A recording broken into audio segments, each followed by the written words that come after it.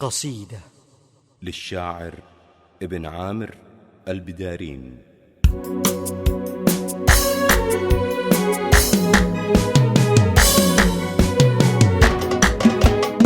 يا راكب اللي من جديد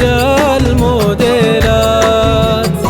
في كسارته ونازل في موديله، كنا اشتغاله امس ثنتين بسكات،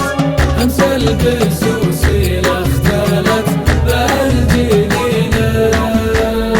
ولا مشادي بالاسبوع ما بات من الطوى والريع دونه ذيله، ما الفاهل اللي له مع الوقت وقفات، فبهم شرع ما يبيله قليله، شيخ يشيل اسمه تواريخ وروات، من سمع في ذكره لزومي عاني له، فهد بن خالد دروب عسيرات، يا قلبي من يدرس صفاته بجيله، الحمل لو انك برض العبانات، فهد بن خالد الأحمد يشيله، أبوه شيال الحمولة الثقيلات، خالد إلى مال الحمل يرتكي له،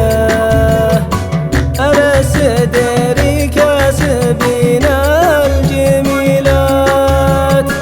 أفعالهم غيث جرى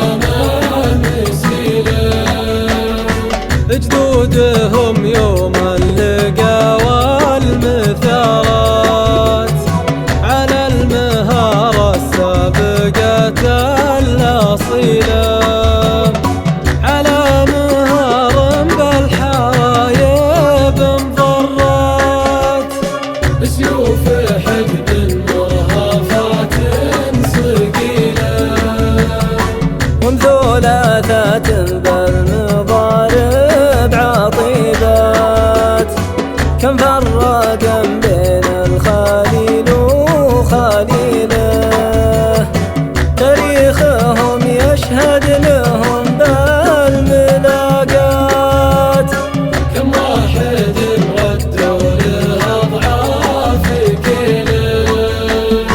اي والله ماري بوقت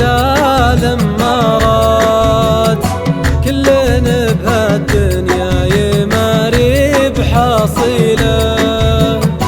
من جدنا بدران مروي الصقيلات،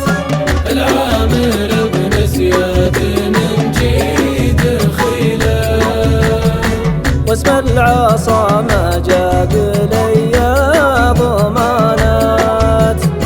كم واحد نعداه خلات سبيله، واسم العصا دونه نفوس محيمات، تضرب على قدحات زناد الفتيله، الخيل من شوفه تعود معيفات، ملا العدا والخيل يمه وسيله،